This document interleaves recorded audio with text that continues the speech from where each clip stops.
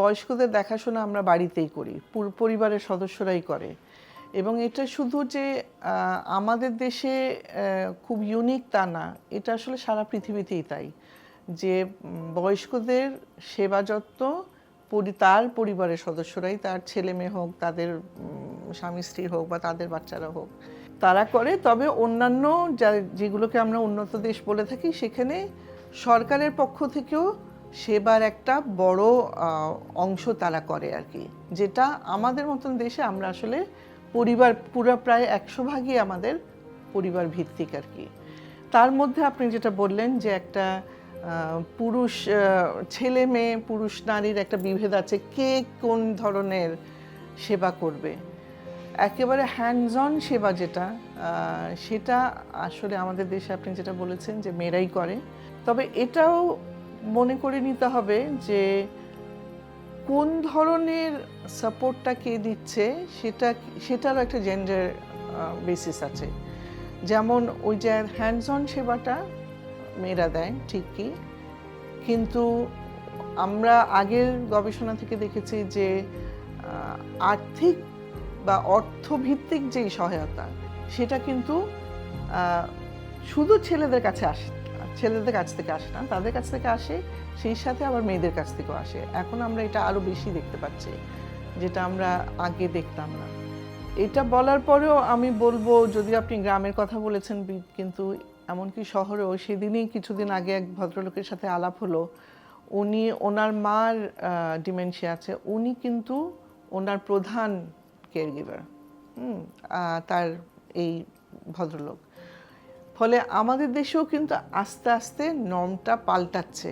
হয়তো আমরা চোখে অতটা দেখছি না বা বুঝতে পারছি না, কিন্তু খুব সূক্ষ্মভাবে দেখলে আমরা দেখব যে আস্তে আস্তে পাল্টাচ্ছে। এবং এই জেন্ডার ভিত্তিক যে ডিস্ট্রিবিউশনটা, এটা কিন্তু আমরা দেশের বাইরেও দেখি। এই নর্মগুলো আসলে যখন সেট হয়ে যায় একটা সমাজে, ওটা আবার পরিবর্তন আসে। আমার কাছে মনে হয় পরিবর্তন আসার যখন প্রয়োজন হয়, তখন পরিবর্তনটা আসে। চাহিদা ভিত্তিক আমার মনে হয় পরিবর্তনগুলো। আপনি জানেন যে এখন একটা ট্রেনিংয়ের মধ্যে দিয়ে যাচ্ছি, যেখানে কেয়ারগিভারদের সফট স্কিলের উপর ট্রেনিং দেওয়া হচ্ছে। এবং এরা কিন্তু অনেকেই কেয়ারগিভিংয়ের উপর ফর্মাল এডুকেশন করে এসছে বাংলাদেশেই, এবং ওইরকম প্রতিষ্ঠান আমাদের আছে যারা ভোকেশনাল ট্রেনিং হিসেবে কেয়ারগিভিংয়ের উপরে প্রশিক্ষণ দিচ্ছে। এইটা তো খুবই, আমি বলবো খুবই ভালো কথা। আমার আগে জানা ছিল না এই ব্যাপারে। তার মানে আমরা এই দক্ষতাটা তৈরি করছি ফর্মালি।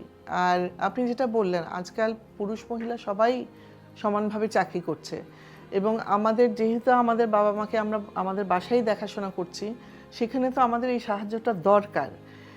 এবং এই সাহায্যটা শুধু যে কোনো সাহায্য না, দক্ষতা সম্পন্ন সাহায্য, সেইটার উপরে জোর দিতে হবে আর কি। যে এই মানুষগুলো যারা আমাদের বৃদ্ধ বাবা মা বা অন্য যে কোনো রুগী, যার রোগের কারণে যার বাসায় থাকতে হচ্ছে বা যার দেখাশোনা করতে হচ্ছে, সে যে কোনো সেবা পাচ্ছে না, সে আমরা যেটাকে বলি এভিডেন্স বেসড কেয়ার, যে যেই দক্ষতা এবং যেই ধরনের দক্ষতা প্রমাণিত যে এইভাবে এই জিনিসটা করলে এই মানুষটার জন্য আরও ভালো হবে, এবং কোনটা কিভাবে করলে আরও ভালো হবে, এটা তো গবেষণার মাধ্যমে এসছে, এবং তারপরে তার ভিত্তি করে প্র্যাকটিসটা তৈরি হয়েছে। তো এই ফর্মাল কেয়ারগিভার যারা আছে, যারা বিভিন্ন প্রশিক্ষণ নিয়ে আসছে, তারা এই বিশেষ দক্ষতাটা তাদের সাথে নিয়ে আসছে, এবং এটা খুবই প্রয়োজন। বিশেষ করে যেখানে আমাদের ফর্মাল হেলথ কেয়ার এখনও মানে যথেষ্ট না, it's still scarce in relation to the population that we have. তো ডেফিনেটলি নিজের বাসায় এরকমভাবে সেবা পাওয়া ভীষণভাবে প্রয়োজন আমাদের দেশে। আমার কাছে মনে হয় 1 নম্বর যে আরও প্রসারিত করতে হবে এই কাজটা। এখন হয়তো একটা ক্ষুদ্র জনগোষ্ঠীর মধ্যে আছে কাজটা, এটা আরও সাধারণ মানুষ যাতে ব্যবহার করতে পারে ওরকম জায়গায় নিয়ে আসতে হবে। এটা একটা।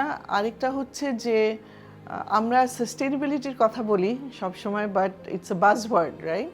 কিন্তু এই ধরনের একটা প্রকল্প কিভাবে আমরা সাস্টেইন করতে হলে it has to be made profitable as well.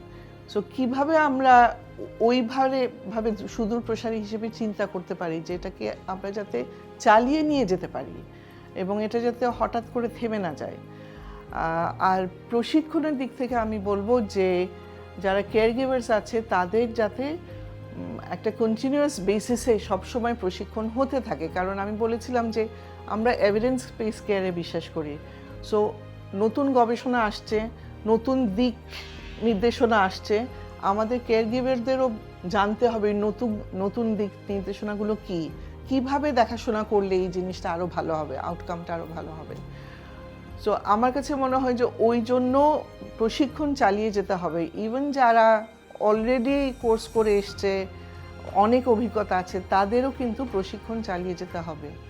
আর শেষ একটা বলবো যে কেয়ার গিভিং মানে শুধু এটাই না যে একজন অসুস্থ শুধু তাকে ভালো রাখার জন্য শুধু ওইটুকু সেবা দেওয়া, তাকে কিন্তু আবার উন্নত স্বাস্থ্যের দিকে নিয়ে যাওয়া সম্ভব এখানেও কিন্তু। So from a preventive and a health promotion perspective এই কেয়ার গিভাররা কিন্তু অনেকখানি অবদান রাখতে পারে। সো আমি বলবো সামনের দিকে তাকালে ইভেন ওই কম্পোনেন্টটাও এইরকম সোশ্যাল এন্টারপ্রাইজ তাদের কাজের মধ্যে নিয়ে আসতে পারে।